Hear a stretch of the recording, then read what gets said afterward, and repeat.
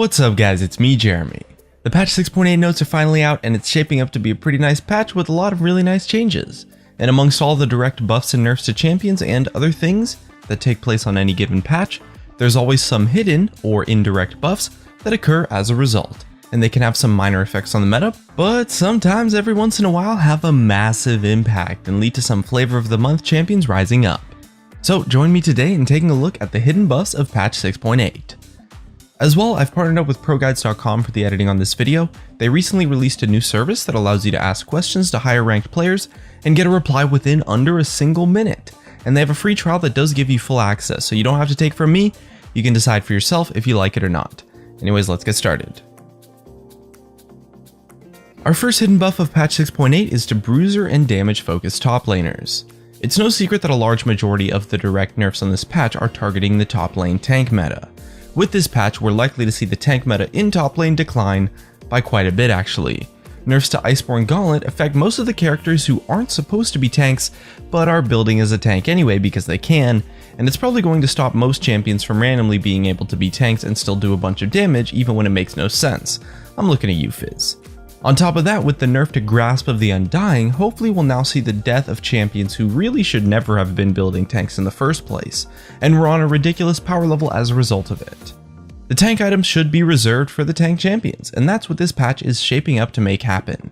As well, we do have the direct nerfs to Echo and Graves on this patch, two really strong top laners who dominated the top lane tank meta quite heavily. And as a result of all of those things that I just listed, we have bruiser and damage focused top laners benefiting quite heavily as a result of those changes. When playing a bruiser or damage focused top laner now, you're more likely to get better matchups in lane, since those raid boss tanks that still dealt tons of damage while being tanky like Echo and Graves and a few others were nightmares to face if you weren't mega tanky yourself. And with the nerfs, the popularity of those champions takes a hit, and even when you are facing them, the matchups will be a little bit easier overall. The next group of champions we have receiving an indirect buff is pretty similar to the last one, and it's the Runic Echoes focused junglers, and I guess the warrior junglers as well, albeit definitely not as much. For a similar reason to the top lane changes, the tank junglers are taking some hits as a result of the nerfs to Iceborne Gauntlet, and as well you have the nerfs to Graves, Echo, and Master Yi. Graves and Master Yi were extremely powerful junglers for solo queue who honestly kind of dominated the meta, and gave AP junglers quite a hard time because they were strong and mobile enough with enough damage to have kill potential on the AP junglers, but they were tanky enough to survive the burst-oriented style of an AP champion. And as a result were tough matchups for AP junglers, and to some extent warrior junglers too, but only in certain cases. It's definitely going to influence the AP junglers a lot more. I'm not sure how often junglers were building Iceborne Gauntlet, but there were a few here and there that are likely to take hits and boost up the other junglers as well, similar to the other nerfs. And our next group of champions that we have that is taking an indirect buff is going to be to aggressive laners. This is an interesting one, as to go along with the nerfs to tanks, this entire playstyle of passive laning overall is taking a significant hit. Sustain that comes from areas in the game other than on a direct champion's kit is getting a pretty big nerf. Most tanks succeeded in the passive playstyle despite a weak early game without even having sustain in their kit, because the amount of sustain that is obtainable without actually having to directly have it on your champion was ridiculously high. And now that it's taking a step down, the laners who look to capitalize on aggression, so, strong lane bullies, burst damage champions, really just anyone good in the early or mid game, is getting a little bit of a step up. And this happens as a result of the nerfs to the Feast Mastery, the nerf to the Biscuit Mastery, the nerf to Corrupting Potion, and lastly the nerf to Grasp of the Undying. When you put all four of those things together, that's a lot less sustain that's going to be going around the game, and it affects sustain less champions and weak early game champions the most. It also serves as a way to tone down tanks once again, so this aspect does kind of add into the changes to the top laners and the junglers that I mentioned previously. The next group of champions receiving an indirect buff is anyone who gets countered by cleanse effects. So think champions that AD carries would often just build it because they could, and there wasn't any meaningful trade-offs to make in damage in exchange for the utility that the cleanse option provided. However, with the nerf to the item, now you're going to start seeing it built a lot less now. You won't have to face that core counter mechanic as often for sure. The new Mercurial Scimitar is still decent for sure, but the gold efficiency especially took a solid hit, and if you play any of those champions that do have a hard time doing anything versus an opponent who have a cleanse effect, it's a nice step up.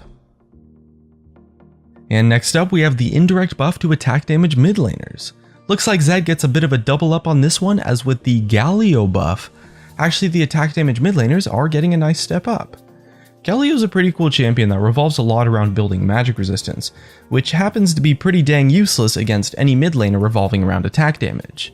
Although it is unclear how relevant of an option Galio will be now with this buff, myself and many other content creators thought that Galio was already a pretty underrated pick even before this buff. So now the buff shines a little bit of a light on Galio that could potentially spark a big boost in popularity once people realize that he's a bit stronger.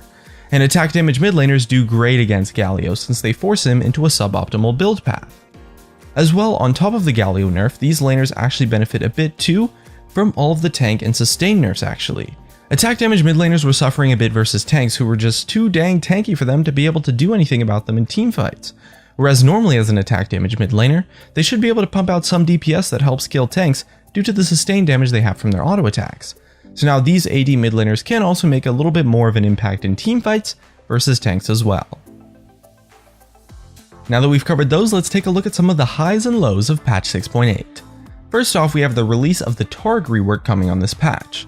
It's actually a really cool rework that, when I played it on the PBE, felt pretty dang strong since he has a lot of utility and some really cool and interesting mechanics. So maybe take a look at him and try him out yourself, or at the very least get ready to play against him by learning what his new abilities are. As well, the buffs on this patch were all really nice boosts to those champions, but the biggest winner of this patch is definitely Rumble. Although increased damage to minions might not seem like that much, this is just the kind of utility that can actually have a huge effect on something. And we've seen it time and time again with things like Sunfire Cape in the past, how more damage to minions actually goes a long way. So maybe try out Rumble once again and dust him off out from the closet for the new and improved top laner. And not to mention, he does also benefit quite a bit from the indirect changes on this patch.